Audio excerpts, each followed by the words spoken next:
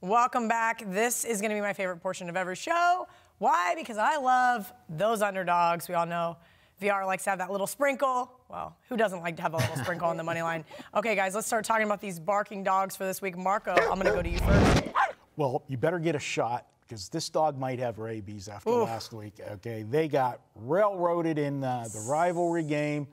Yeah, I know. You had BYU. Yeah, you like that one. The BYU. My little barking chihuahua. Hey. Yeah. It's okay. That was about the highlight of my bet on it week, okay? The rest of it was hot garbage. So they rolled over Utah State, BYU. Utah State was their own worst enemy in the game. 5 turnovers last week. But I'm looking at the situation for Fresno State. You've got an embarrassed Utah State team that's sitting at 4-4 now, still has their goals in front of them. The goals are to get to a bowl game and so forth. And you got Fresno State at 4-4 also. But I'm looking at the situation for Fresno State. They're coming off of going to Hawaii last week.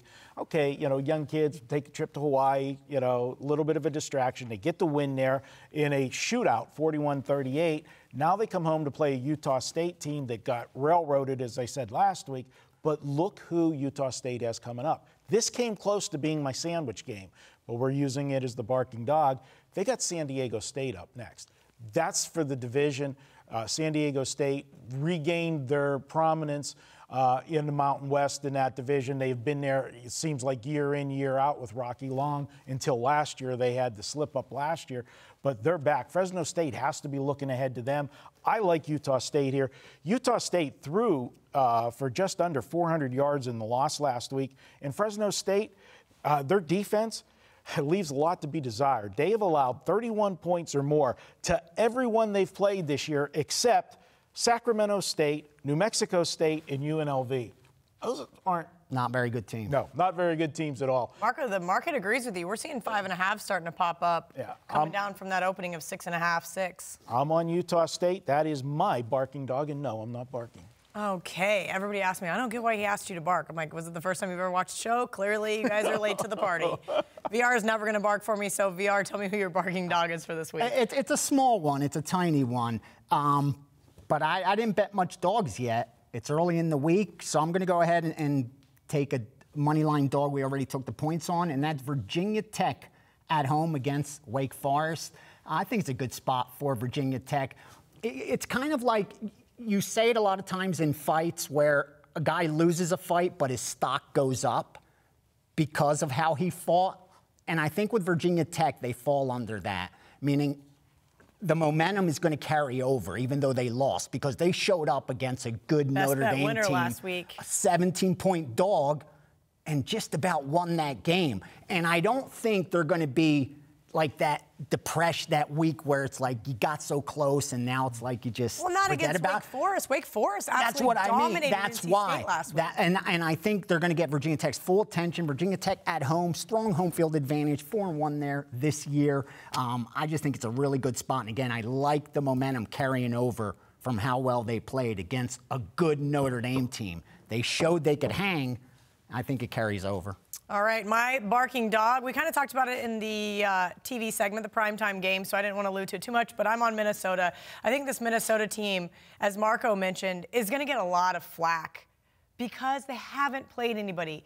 Again, they have to play, like you said with Alabama, they have to play teams that are put in front of them. Not only do they have the coaching edge with P.J. Fleck over James Franklin. I'm sorry, I'm not into laying points with James Franklin. Never have been, never will be. I'm sure my buddy Steven's going to watch this Penn State alum, and he's going to text me right away, you hate my team. I don't hate your team. I'm just not willing to lay points with them. We're looking at this Gopher defense, though, more importantly. I'm getting better points with the 13th overall best defense and 5th in pass efficiency. So I do believe they're going to be able to slow this Penn State offense down. They also haven't been that efficient in their last 3 games. I think there's a lot of hype surrounding Penn State, especially getting ranked over Clemson. I told you that's going to be the theme of this show, where we keep talking about this college football playoff rankings. Clemson, as Marco likes to say, is fat and sassy.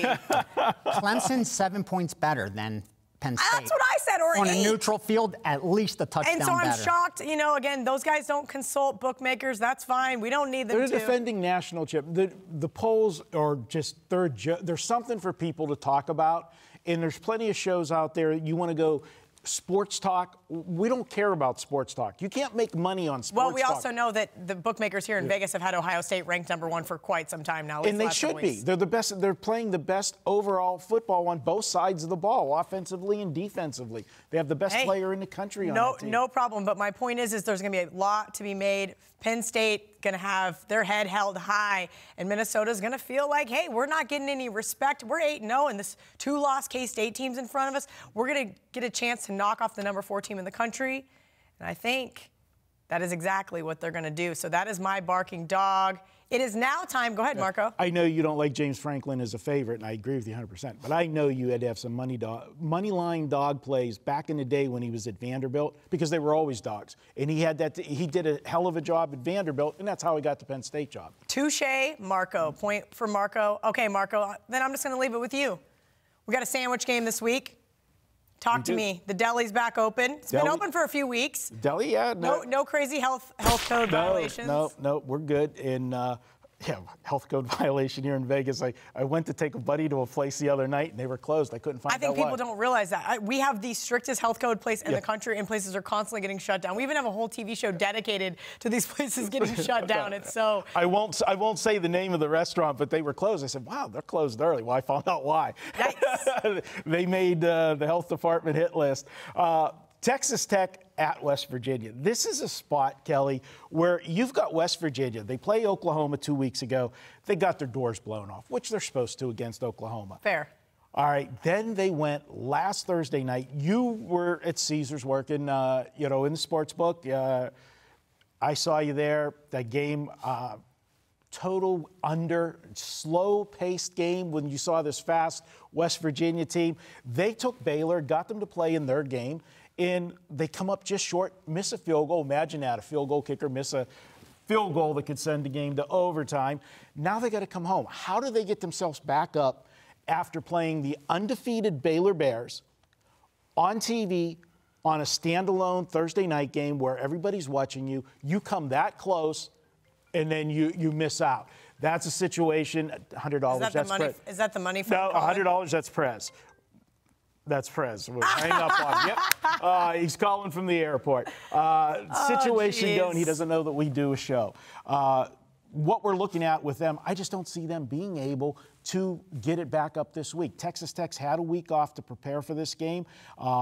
They're coming off the Kansas heartbreaking loss, the 37-34. That's where I'm trying to figure out how Texas Tech is going to get up for this game. Texas Tech was scrappy for 4 weeks in a row, and then in losing that fashion to KU has just got to be demoralizing. Well, with both teams at 3 and 5, the team that loses this game, their bowl eligibility is pretty much out the window, especially with what they have left. This is a game that both teams on their schedule, if they want to get to that magical number, they need to win this game. I think Texas Tech has more weapons.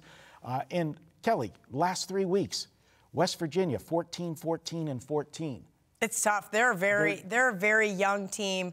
They're a very inexperienced team. They're a very unathletic team.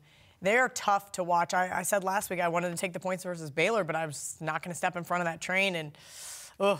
I know why Dana Holgerson left. Yeah, the cover was bare. He left it bare. Oh, and I'm looking here, and they have K-State up next. Yeah. All right. That's the sandwich. Good point. All right, VR, every single week, you're going to tell us the big market movers. It's a section we call the Steam Game of the Week. Tell me who your Steam game is for Week 11 in college football. All right, last week, we hit with the Steam play because I chose the right under. One of the hardest jobs I have is determining whether there's still value after sharp guys get involved. Knowing long-term winners are on this side, but did they extract all the value?